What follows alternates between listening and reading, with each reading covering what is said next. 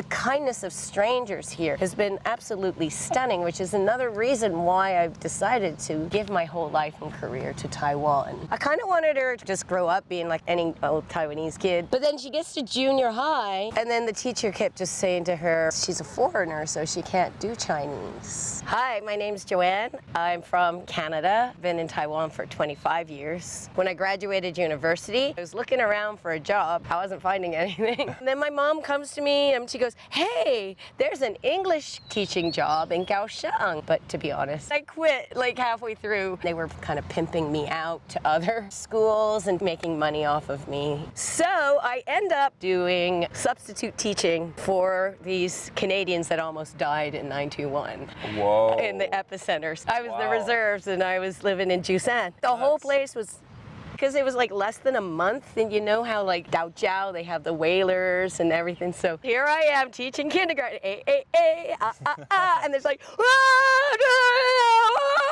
very talented whaler. Yeah? I must say. She was very convincing. I've heard those don't really exist very much I don't anymore. see them anymore at all. Yeah. I don't even see those flower vehicles anymore, where the people wear like the white. My brother used to live here, and the second day that he comes, he's like, you know, it was the most interesting thing. I just saw like this flower vehicle, and then there was like these sexy ladies dancing on the back, and then there was the KKK running along behind. And I laughed. I was like, oh, you saw a funeral today. So you were the trailblazer and you brought all this Yeah. So who'd you bring? My ex-boyfriend, and then my brother, homestay brother, Mark, Heather, Matt, Trevor, all in Kaohsiung. Wow. I haven't managed to get one person to like visit me. I know, now like no one's coming to see me. Yeah. Not even my parents anymore. Not anymore. How did you kind of sell Taiwan to all of your friends? Back in those days, there was a lot of work. If you wanted to work that hard, you could easily make 100,000 Taiwan a month, and you could travel. It was a fun lifestyle, and I was in the theater because I'm an actress, doing some modeling. Yeah, I know. Back in the day, I was cute and young. Any kind of fond memories of traveling with your friends in the beginning? Yeah. One of my really good friends, she's an Aboriginal person, Taya. We went to her village. This is deep mountains. And there was 6 of us, including my mom. Your mom came too. My mom came to the village too. So first of all, we had like this, I know me. Do you know that? You arm in arm and you drink. Oh, yeah. And they say, I know me. So we had like the major party with the village. And then the next night was the Chen Shui-bian election. So of course we're from Kaohsiung. Everybody's supporting Chen Shui-bian. But little did we know, they were supporting Song Suu-lu. So here we were, Chen Shui-bian wins. So we're like, yay! And then we go and buy firecrackers. Yeah. And we were going through the village, going, Chen Shui-bian, Chen Shui-bian. They didn't bring out their headhunting equipment that night, so that was a very good thing. You also have experience working for the government here too. Yep. Do you mind telling us like how you kind of got into that? So this is why I've kind of committed my life to Taiwan. I'd met this lady from AIT. So I became a commissioner for the bilingual living because they got the 2009 World Games. And I even made the slogan. Oh yeah? Yeah. What was that? I can't remember.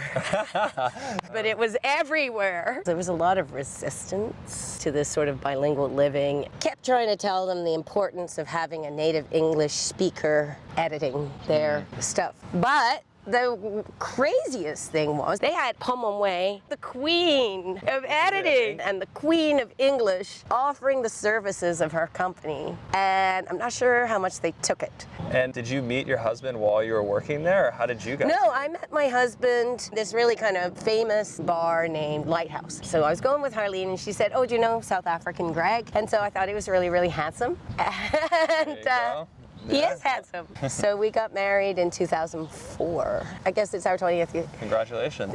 It's coming up in June. And then you guys had a kid here. Yeah. You raised your daughter My daughter in here, Kaohsiung. yeah. Since we were kind of set up here and we were doing our master's degree at Chengong University, yeah, why didn't we move? I kind of wanted her to just grow up being like any old Taiwanese kid. Of course, she grew up with everyone calling her a Waigaran, and she's like, I'm not a Waigaran. I was born here. And I remember when she was really really little, and we were going around, and they were like, oh, 小花花, and she's like, in Chinese, she's like, I'm not a doll. I'm a girl. She really liked Chinese, and she would always come back and tell me about Kongzi. And actually in elementary school, when she was going to the Bushiban, maybe every other semester, straight A student. So she was like top of her class in Chinese. She was. Studying hard, she's into it. She wasn't studying like hard, she was just kind of forced to study hard because she couldn't have Bushiban. The top 5 kids in 5th grade got to go up to Namasha. Sometimes the parents wouldn't want them to go because it's in the mountains and it might be dangerous. So I said to the teacher, look, I'd like my daughter to go. And then it turned out that she was in the top 5, and then she got to go anyway. But then she gets to junior high, and the Chinese teacher was like flunking her. My daughter kept just saying, I just can't do it. And then the teacher kept just saying to her, she's a foreigner, so she can't do Chinese. And I was like, she was a really good student, and in elementary school, that was her best subject. So what's going on now? And she speaks like anyone else. Yeah, like if you were blind, you would have no idea. She was so glad when she brought her junior high school certificate. I was like, she graduated. Thank God, that's done. Did you have any moments where you're like, whoa, I raised a Taiwanese kid? Well, yeah, like sometimes my husband and I would kind of smile at her English because she would say like Chinese English and stuff, and I kind of giggle because it's really cute. Then she gets really mad because I'm laughing at her English. Or we'd go camping. My husband and I would go camping, and then she would like stalk the Taiwanese kids, and she'd start speaking Chinese. Everybody's like, wow! And then she was in with them. In junior high, when we were on COVID, you know, she had this boyfriend. I didn't know it was a boyfriend. He was supposed to be gay. Surprise. Surprise. Anyway, she went and lived with him for like, I don't know, 4 months, where we didn't see her very often. She was out there in Lutzu cooking with grandma. So she can cook some amazing, amazing Taiwanese food. Just some tofu and some seaweed. And usually it's not my favorite stuff, but it was like, was it ever a little bit difficult because she had this like life in Chinese? I would speak to her in Chinese when she was younger, and so she didn't speak English probably for her first 4 years. And then my late friend said, you know, you're a bad mother because you're not speaking English with her, and she's not going to learn English, Johanne, if you don't speak English to her. That really hit home. Yeah, it's now she's trilingual. Yeah, absolutely. I wouldn't say her Taiwanese is as good as her Mandarin, but she gets by. So she decided to move to Canada. She had wanted to go to Canada right after junior high, but my dad has like a heart condition, and at the time she was really being quite stressful. So anyway, she tries high school here and just gets really stressed out by it. So I just told my mom again, like, because she really wanted to go to Canada. Did she have some sort of image of what Canada would be like? She did have an image of that you don't have to go to school from 7:30 a.m. to 5:30 p.m. and go to Bushiban and just spend your whole life studying. Outside of family, you're saying you're training Olympic athletes. Yep. So I taught like a couple of times. The boxer Chloe Chen, the badminton prince, I think they call him, 2 track and field guys. My daughter said, oh, you remember those gugas that you were teaching? I think that they got like a gold medal at the Olympics. Did you see any of your students like give press conferences after they won? Or maybe the English, because that was what we were supposed to be doing. No, I just kind of watched the events. And that was that. Now you're getting your PhD. Human resources and organizational behavior, looking at diversity, equity, and inclusion for, you know, universities here. That's what I hope to do, is just improve things, because they want the 2030 bilingual education, and they want to attract these professors, but there's so many problems with this initiative right now. I feel like a lot of the time these universities are under duress to hire them, and the departments don't really want to hire them. It's like maybe the central government saying, oh, yep.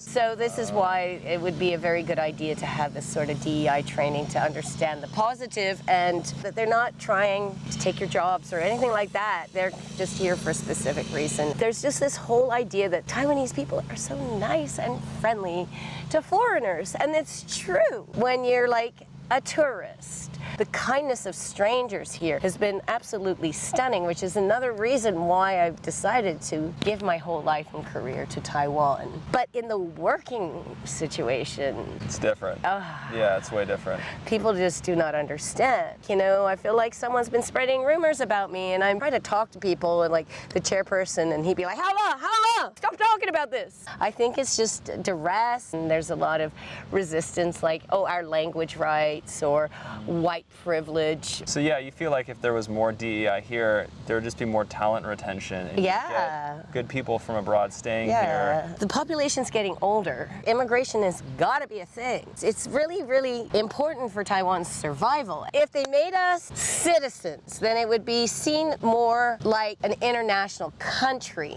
They would also have the voices of dual citizens. They would probably be standing up for their country. Then maybe the neighbors would be less of a threat. What's the future look like for you? Are you gonna stay, or are you gonna I don't go? know. I'm not a spring chicken. I've been here for 25 years, so I love it, and I plan to serve for as long as I can. Thank you for all the wonderful experiences that I have had here.